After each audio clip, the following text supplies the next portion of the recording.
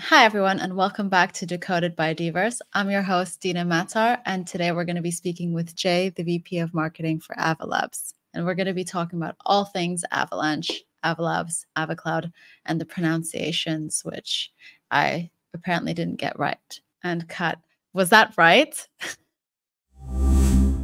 Thank you so much for joining us, Jay. Really appreciate having you. Where are you based? Currently based in Brooklyn, New York. Fancy. Very nice. What about you?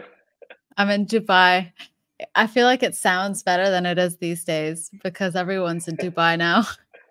Yeah, So it fair used enough. to be like, wow, Dubai. And I'd be like, yeah, but now it's like, yeah, same. Or a lot of people are like, yeah, I'll be there. Everyone's in Dubai now.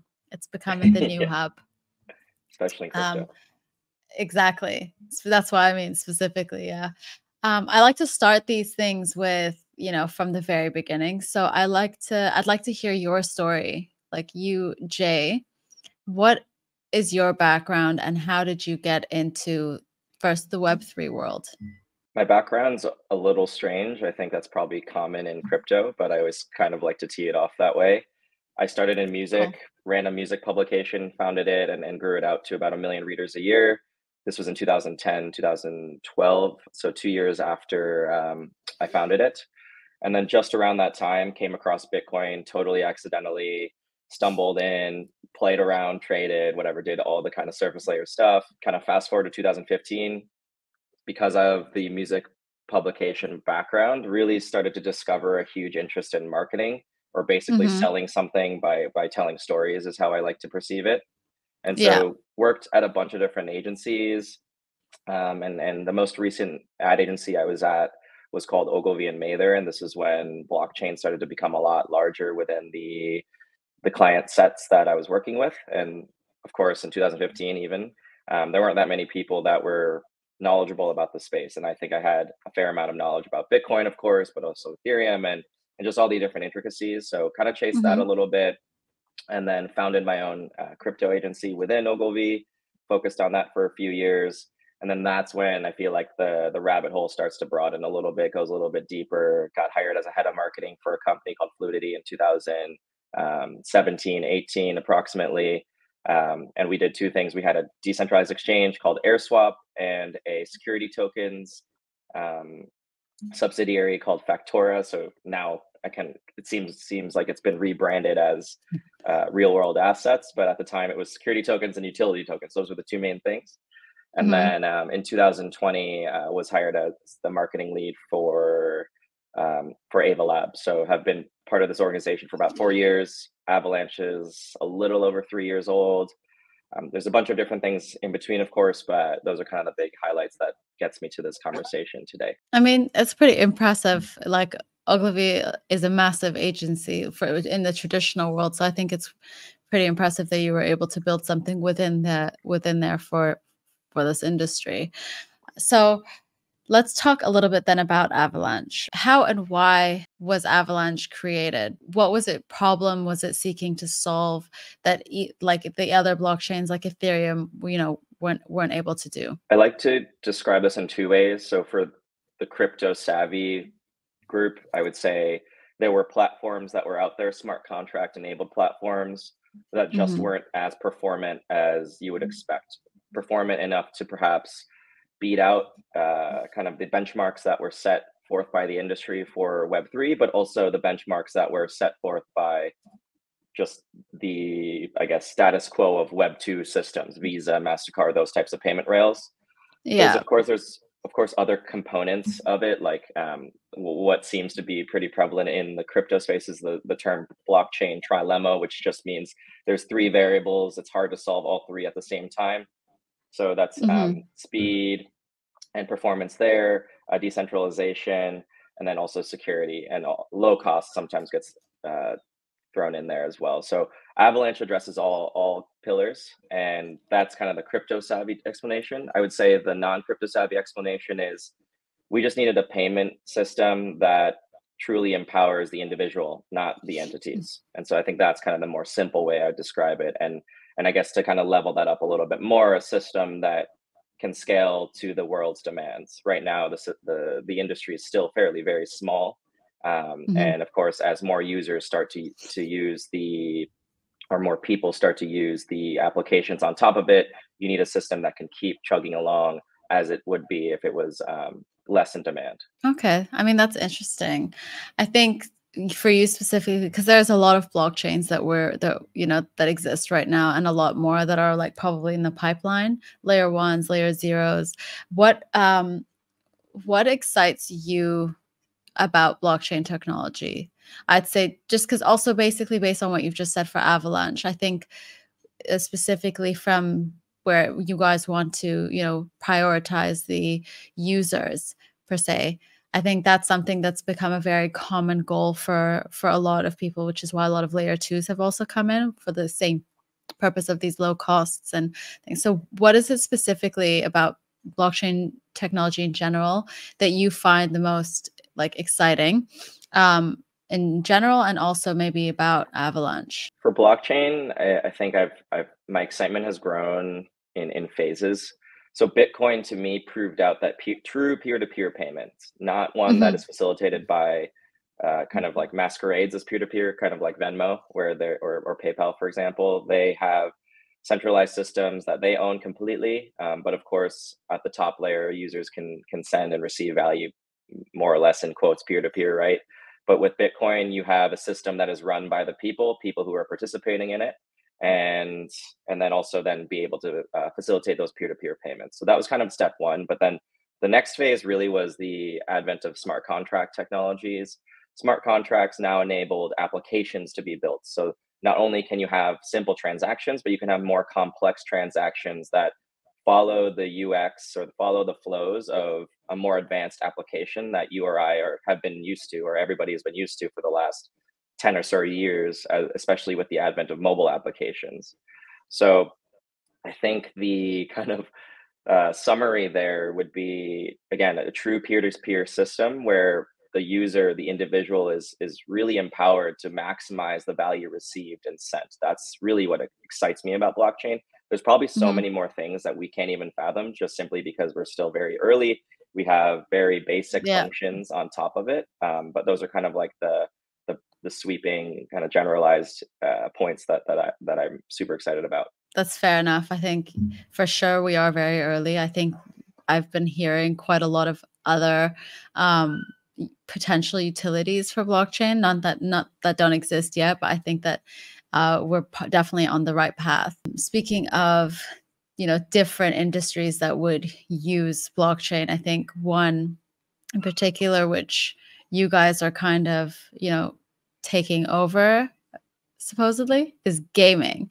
So I know Alex Becker. He's one of the most influential crypto YouTubers, called Avalanche the gaming chain. This is something for me specifically. I was quite surprised because there's a lot of others like IMX and things like that, which I've heard are very much focused on this industry.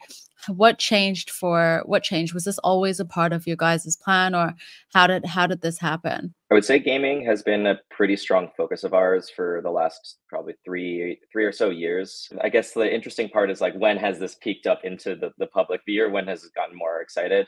Read on that would really be, well, first of all, games to deploy, especially from the announcement date or even the creation of the organization, all the way up to even the alpha, beta, and then the full release, takes a Hmm. long time, 2, 3, 4 years. The simplification of Avalanche is an application specific chain. You can actually create different chains that are customizable for your needs as either a game, an institution. Doesn't really matter what the use cases are. Gaming started to show its face as a really nice vertical because they started to realize, hey, let's start deploying on monolithic, permissionless, or single open platforms and see what happens. Well, of course, what happens is everyone starts to compete with the same resources. They also have to conform to those principles or those parameters that are already set Hmm. forth by them. Games are so complex, and a lot of the stuff that games are trying to do on chain have never been done before in our history as people.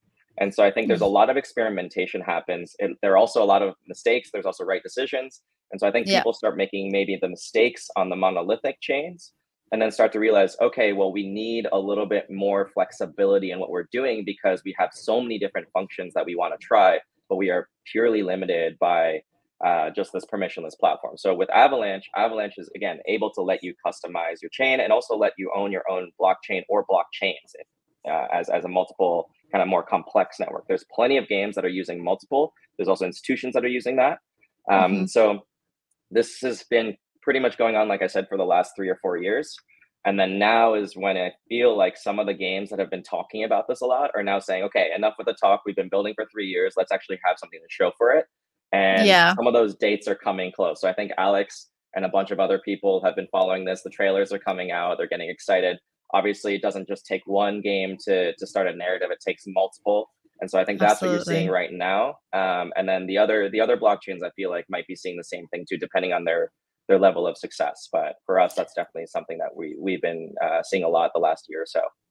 I mean, I do agree. Like, obviously, I think for most kinds of like projects, I think it would make sense because everything is going across to be multi-chain. Like, usually most projects are building for that. I mean, it's the best way to do it. I don't see a reason why they wouldn't be multi-chain, but I think it's quite impressive for you guys because to have seen that it just come up, because I've never really associated it with gaming, and then all of a sudden it's just become like a wave, and I'm pretty excited to see what's to come through that.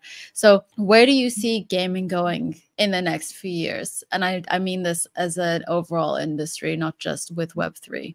I think gaming is having still a huge moment generally. I'm more of a gamer than a professional in the gaming space. I mean, of course, by association now, I feel like I wear that hat a little bit, but I think games have continuously pushed the envelope of kind of the centralized narrative, if you will. What I mean by that is they've just started to amass a ton of control. Activision, Blizzard, all these different conglomerates are taking over the map, creating a ton of different capabilities to extract more value out of the gamer. The gamer then loses control.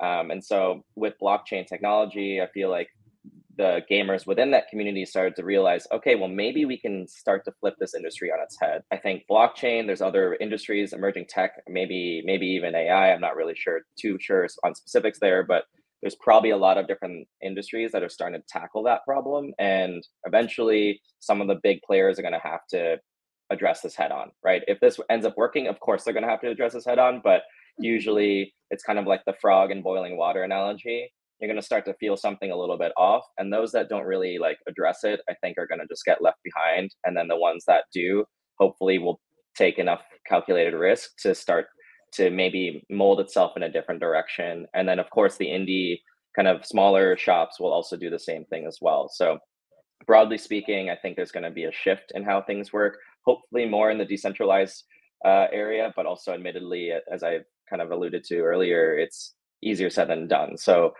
within the Web3, last thing I'll say there is what we'll see is a killer game that finally leverages blockchain end to end, or maybe in a really impactful way. The last kind of 2-3 years, there's been exciting games, of course, but what people have seen is they might have leveraged the technology in a wrong way. Maybe it wasn't leveraging in the way that people believed it to be using it. Maybe the game also wasn't as good as it was promised to be. And so there's a lot of different variables, but I think people are going to start to fine tune those direction. And then you're going to have hopefully a game that maybe uses blockchain as a settlement layer, for example, just for all of its capabilities, like maybe on-chain battle passes and in-game tokens that are actually tradable across the gaming ecosystems. First of all, spoken like a true gamer. I think that is something that's been missing in order to be able to actually capture traditional gamers. Apart from gaming, I know you guys have been building different, pillars in the business and onboarding new companies onto the blockchain. So you have AvaCloud and a few other products. Maybe if you can just kind of give us a summary of what you guys are building, these different pillars that you guys have, and what this means for businesses and how it helps. Yeah. So what's funny is we as Ava Labs started in 2020 to focus predominantly on decentralized finance and maybe NFTs. I think the obvious perhaps answer there is it's because it was kind of the only vertical that really had any activity in it. As kind of gaming started to bubble up, NFTs also started to expand almost exponentially. Mhm. And there's a bunch of other verticals as well that started to peek its head a little bit more actively. So we started there. Main reason is let's start with a niche, let's start with a focus. Let's start to validate our hypotheses. If we're able to validate in each vertical, then we can hopefully replicate those systems that we create operationally across all these different newer verticals that are now not as new today. What I'll kind of mention in the way we've started to separate these things is we have, like I mentioned, DeFi, we have Mhm. NFTs. NFTs predominantly focus on two areas, art and then also utility driven NFTs. We have gaming, enterprises, institutions kind of sticks around in DeFi because we're seeing a landscape where perhaps sophisticated finance and decentralized finance can kind of coexist in some way, especially with our network of networks or blockchain network that sits within the platform. And finally, we have this vertical that I sometimes look at more of a horizontal layer, which is the developers. And the developers kind of sit across each vertical, and you also have the users on the other side, of course. And so you mentioned AvaCloud. AvaCloud is an enterprise blockchain solution that we've been building out of Ava Labs. AvaCloud is a managed blockchain service. So if you're a company, you don't have to actually build out a team anymore. You can actually have a monthly or yearly subscription with us, and we take care of all the infrastructure, and you actually get to focus on building our application. Kind of like how websites and WordPress and all these different tools that we take for granted today were brought to market. And then we have also Core as a wallet. Core is a browser extension, mobile, and also web wallet. And this is the wallet that allows you to use all these different Avalanche applications without having to use a different wallet and kind of do the different finagling that you have to do on the setting side. This kind of works out of the box, and that was the intention. We understand that the protocol is fairly complex relative to the rest because there's so many different networks underneath. How does one person interact with that in a seamless way? And that's the vision of Core. And do you think that with Core, with what you guys are building, this is currently is the focus is just to basically interconnect everything within the Avalanche and Avalabs ecosystems. Is this going to be extended to other chains as well? Is that in the So Core is also compatible with Ethereum and also Bitcoin. And Mhm. you can also configure it to be compatible with any EVM enabled chain. And so in the multi-chain kind of narrative, it does effectively facilitate a ton of different blockchains if you wanted to. I think the most seamless is just because this is how it's built out of the box is Bitcoin and Ethereum, and you can actually transfer assets pretty seamlessly through the wallet itself. So if you're an Ethereum user, you can actually plug in like with a lot of other wallets and then flip the network. And if you actually bridge or transfer the tokens to a different platform, you can actually use those in a different chain if you really wanted to. I think the view is that we will continue to add more and more blockchains as we see fit based on demand. And so that's where you're Mhm. going to start to see more compatibility with other ecosystems in potentially the future. I think that would be for a user probably the most beneficial tool. People have Trust Wallet, there's MetaMask, there's Xverse. So is this kind of the goal with Core, where it's basically a one for all? Kind of. I would say that's like a secondary goal, maybe even a tertiary Okay. one. The first goal is predominantly let's build the most performant wallet that lets you interact with Avalanche's ecosystem seamlessly. Hopefully to Yeah. the point where you don't even know the different chains that you're flipping through. Right now, you kind of have to be Yeah. somewhat savvy to understand that, right? I think the reason why I say the kind of pure multi-chain angle might be a secondary priority is wallets. There's so many right now. That's super abundant. There's certain wallets that are trying to compete for just basically just domination across all chains, and that's one strategy that works well because you're covering yourself or you're spreading yourself all across the board. And if you Mhm. have some killer use case or maybe really great UX or some sort of value add that the consumer really likes, that works really well. For us, I think in order to do that, you kind of have to be flexible and and a jack of all trades, which I think is really, really hard. And so for us, Yeah. it's like, okay, well, let's just focus on this, because I think other people who are trying to come in, maybe there's like an Ethereum native wallet, or a wallet that started building Ethereum, and they're coming to Avalanche. Well, that's a vastly different UX, especially with all the different protocols underneath it. And similarly, this could be said about any other chain. And so Hmm. hopefully we have a head start in Avalanche, then we're able to kind of take that ecosystem and give it the most value it can possibly receive from just one wallet. And then from there, we can maybe go towards more of the app chains. Maybe there's a Cosmos in the near future.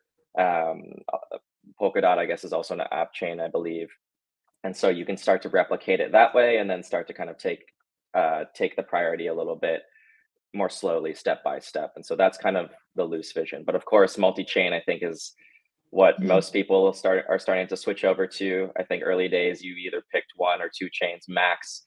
I personally don't see that view at all. I don't think there's just one chain takes all. I think there's likely going to be a ton of different blockchains doing different things. Maybe there's going to Hmm. be a consolidation period. Maybe consolidation in blockchains means just seamless transfer. Maybe it's actually a true consolidation of different foundations. I'm not quite sure yet, but that's how I think the industry will evolve, like with almost any other tech enabled industry. The abundance of wallets currently existing, trying to dominate it, all of the UX is pretty much quite similar. Like, I don't really find that anything is really different. It's just really the accessibility to different chains that makes me be like, oh, I needed to get this wallet now to be able to access this. Or so I think that was also partly me just being excited to have a one for all kind of, but maybe I Yeah. guess it could be in the pipeline. You know, since the last bull run, I think we've seen a lot of blockchains kind of disappear, but you guys have constantly been establishing, you know, bigger and better partnerships with real world companies and sectors. So can you maybe tell us a little bit about some of those partnerships and what the goal is with these partnerships as well? Yeah. The last bull run, funny enough, I feel like started to peek its head right around when we were founded, almost, or when we came out of stealth, conveniently enough. Not saying that we were the catalyst by any means, but it seemed to kind of coincide with the same timing. Uh, Hey, if the shoe fits, yeah, you can maybe, figure it I don't out. know. Yeah, people can Yeah. kind of connect the dots if they want to, but what I mean to say is, since then, since 2020, our view has been, again, the most performant chain. So it's effectively taking a back seat. So people don't really know what's under the hood. They just know that they're using something and they're getting Mhm. value out of it. That's, of course, the ultimate goal. Now, we've always had a bunch of different value propositions, but one that has been always remained true is sub-second transaction finality, meaning transactions come and get submitted to the network, they get processed and finalized permanently within a second. And that Mhm. value proposition is actually much easier, or maybe not easier, but a little bit more straightforward to sell to, especially financial institutions. They deal with T+2 and then formerly T+3 and even slower systems, where that takes 2 days for a payment to be submitted, then actually finalized theoretically after 2 business days. And so when you tell someone in the financial sector 1 second, they already kind of speak that language. They already understand that. And so I think we've found a lot of success in the financial institutions there. And then that started to bleed into the institutional players, generally speaking, not just financial institutions, but just broadly speaking, and then also enterprises as well. So some recent activations, so kind of I guess last month we had a Singapore FinTech Festival. We had two major collaborations that were announced by Citibank and JP Morgan. Mhm. These two companies are doing different things, but effectively saying, hey, we are committed to using blockchain networks because we believe that this is the future. And we're going to start to create an initiative where we can create maybe a customized chain on Avalanche or using Avalanche's technology, and maybe start to dip their toes in with like a test network, for example. And Mhm. the commitment is where it's huge, in my opinion, because the commitment is kind of the step one. And obviously, there's many steps after that. But some financial institutions also have actually deployed fully featured main network solutions. And those are like Intane. There's a bunch of other traditional financial networks as well. On the enterprise side, you're seeing loyalty rewards. You're seeing a lot of conglomerates start to say, hey, we don't want to get left behind. We want to actually try this emerging technology that's called blockchain. SK Planet, one of the largest Korean conglomerates in the world, transferred all of their loyalty rewards on a permission blockchain. So that's, again, these are all step one, step two components of adoption, in my opinion. There's a lot more to be uncovered. There's also a lot of risks that they need to take, I think, or maybe calculated risks that they need to take to start to try different things out. And from, in my view, I believe blockchain is kind of a all or nothing thing. If you're just a single entity that adopts or uses blockchain, you find a little bit of value, but not much. But if there's a lot of other players participating in it, that idea of distributed power or distributed network or computation is a huge step forward versus where we were at before blockchain, where just one person controlled everything and they called the shots effectively, right? And so I feel like we're starting to see a lot of legitimacy, whereas I remember in 2016, 17, Mike Novogratz, who was an advisor of my previous company, he would always kind of speak on the CNBC and Bloomberg and say, institutions are coming. I thought they might be coming, but I feel like that they were coming to the industry behind closed doors. And that, to me, doesn't really make that big of an impact. Now I feel like the doors are starting to open a little bit. They're starting to actually say this themselves. And that's an amazing positive uptick that actually makes me super bullish in the industry as a whole. Whereas before it was kind of a little bit less certain. Speaking of bullish, do you think that this bull run now is confirmed? Do you think we're back in? Do you think that you guys were a catalyst once again with all of your recent news? I feel like most people who are listening are probably going to hate me for this, but I don't think this one is it yet. I hope I'm wrong, obviously, but it might be kind of like a local bull run. Might be something that like gets people excited. I personally look at macros as someone who's kind of zooms out pretty often and harnessing my inner Ray Dalio a little bit. I think macros have to improve a lot more for things to get a little bit more bullish, I think, in crypto. But also, I guess the hedge to that exact point is our industry is super small. It doesn't take much to move it. So perhaps there could be a big enough catalyst to move it out of its kind of bearish run. But my kind of date that I'm targeting is around the US election time, later this year, or 2024. Yeah. Well, that was very disappointing. So threw me off there. No, all good. Well, where do you see it? Well, what about even in the Bitcoin halving? You don't think that's gonna, you don't think that will be somewhat of a catalyst to like really, no? You just don't. Maybe I'm always underestimating these like milestones. I feel like early days they were true catalysts because it was kind of the only thing that people knew, but the industry is so much bigger now, and the Bitcoin having, like, I think impacts everybody because everyone kind of comes into the industry through Bitcoin.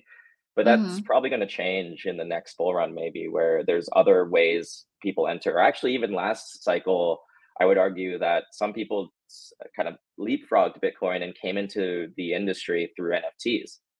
And that technically is kind of circumventing the Bitcoin route a little bit. So you're going to see more and more of that. And I think hopefully in a good way. I love Bitcoin for what it did for me, but it would be amazing for people to come in and be like, okay, I played, Shrapnel, which is a game that's launching on Avalanche, and I played it and I didn't even realize it was crypto enabled until there was a button that said cash out and I cashed out or something. I don't know. You will see the most successes when you see these projects that are built on blockchain and they have these elements and it's powered by blockchain, but no one could actually can tell because you don't have to connect a wallet. You can just kind of like log in and those sorts of things is, I think a lot of people are noticing that that's what's been missing as well for the gamers. And I think you're right about that being where we're going to get a lot of gamers, because even here at the moment in Dubai, one of our clients, Farkana, they are, they are the largest gaming studio here. and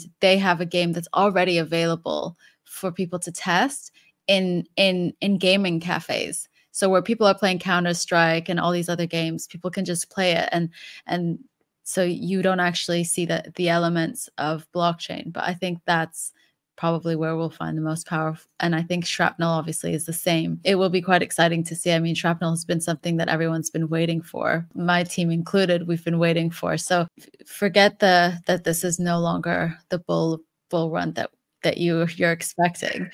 What do you see the industry going over the next 5 years? So the industry is, and then also, where do you see Avalanche going in the next 5 years? I think the next 5 years are going to keep having more consolidation of the companies. There was, especially on the bottom layer, all the way down to the L1, L2 protocol layer, all the way up to the application layer.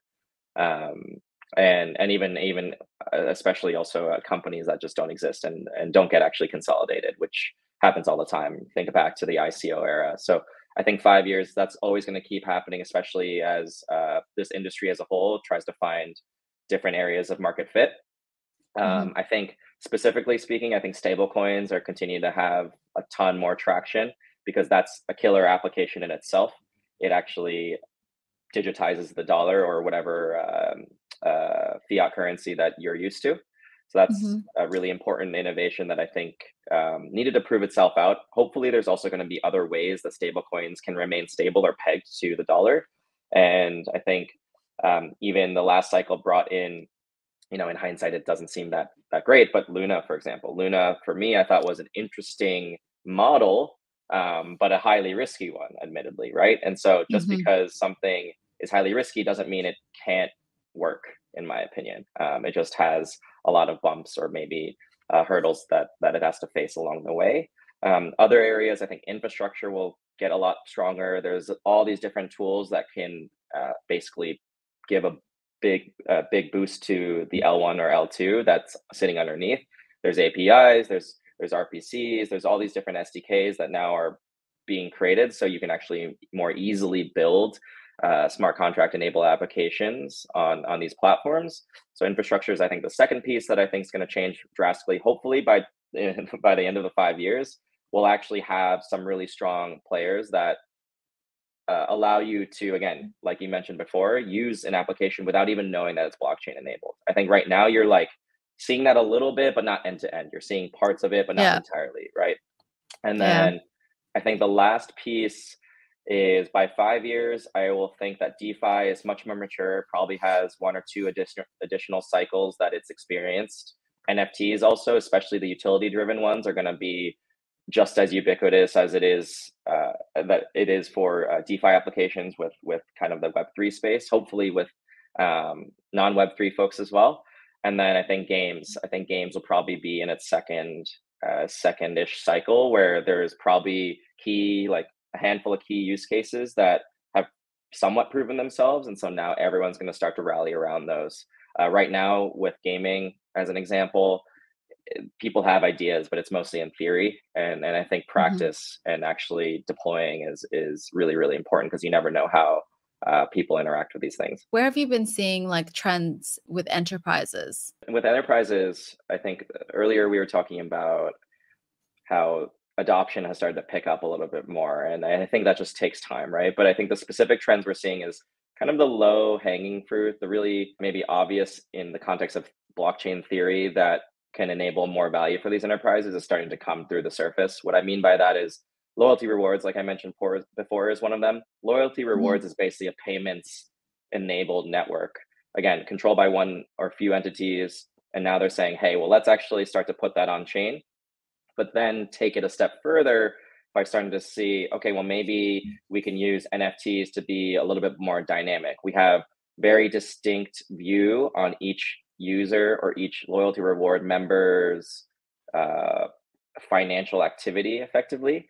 And so maybe we can do something more interesting. If someone's super, super loyal, we can actually start to use NFTs as ranking them up in kind of the category. Maybe there's ways to provide dynamic offerings in a distributed manner. Also, if you have the payments rails available for one loyalty network, to integrate that, especially as interoperability gets a little bit more advanced in our space, that becomes a little bit easier. And so you might have this network of networks of loyalty rewards.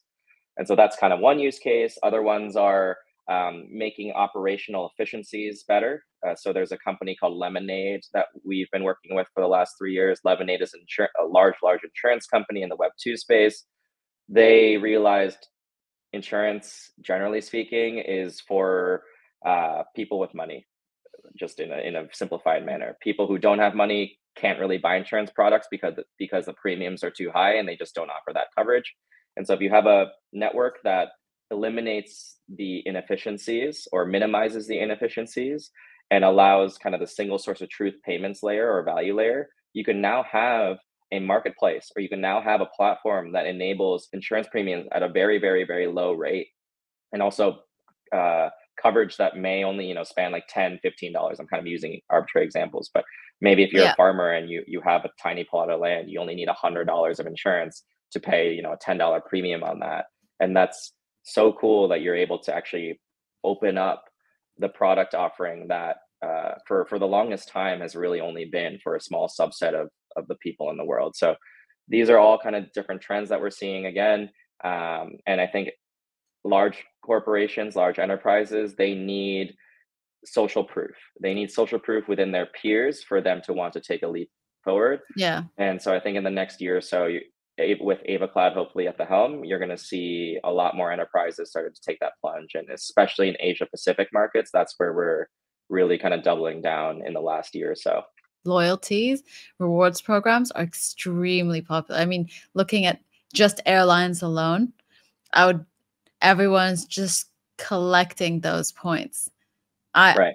Myself included, just waiting Me to too. get to those levels. When you look at blockchains, especially because of how the token has been kind of a major component of the narrative since the beginning of the industry effectively, there's of course a lot of speculation. But when you start to mature, or when the industry starts to mature and when all the applications start to mature, that speculation starts to naturally get kind of put to the sidelines effectively, right? There's still, of course, speculation right now. We're still very early, like I said before, but now you're going to start to need to evaluate these things a little bit more with scrutiny and maybe with more care. And what I'm teeing this up to is when you look at L1s or L2s with ecosystems, don't just take the marketing kind of brochures that my team is making face value even. Look under the hood, look really deep, look at what is actually out there. When there's 10 different applications that we're championing, ask why we're championing that and think through what each application is actually doing for people out there, right? This is always for people. That's always what it's been. Peer-to-peer is the whole focus. So with that being said, I think we are one of the very few platforms that are trying to achieve the goals that we've kind of discussed in the last hour or so. The goals, one of the main goals being, we want people to truly get value out of these applications and not just monetary value, which is kind of made the whole evaluation a little bit more difficult, but instead actual value could be monetary, but and with value, but could also be with other intangible value, like a fun game, for example, or a cool collection that you have emotional attachment to, if it's an art collection, for example. So I think broadly speaking, we are one of the strongest teams, obviously with a bias, but strongest teams that are doing this because we just have a long track record. Most of us, we do not just come to Avalanche as our first rodeo. We have done this many times, many failures, many successes. And I think that makes our team very strong and enabled us to do perhaps a little bit more than some of these newer teams, which are coming in saying, hey, we know tech or we know real estate. That's not to say that that's not also a good approach either, but I think there's something to be said about knowing the really crazy world that is crypto for at least 5-10 years minimum for some of or especially the leadership team that we have here. So with that expertise, we're taking very calculated risks. We have those verticals that I outlined earlier. Hopefully some of those theses will start to come true. Some of them will not, of course. and then we'll kind of rinse and repeat that focus area. So broadly speaking, the tech is amazing. Sub-second finality is an incredible achievement. We're going to keep doing more. And so the performance is going to continue to keep up or even exceed the demands of what is currently present on the platform. Thank you. I feel like I should give you like a round of applause because that was a very good closing. Thanks. Thank you guys so much for watching. Stay tuned for more Decoded. And as always, the things I hate to say, please like, comment, and subscribe. Bye.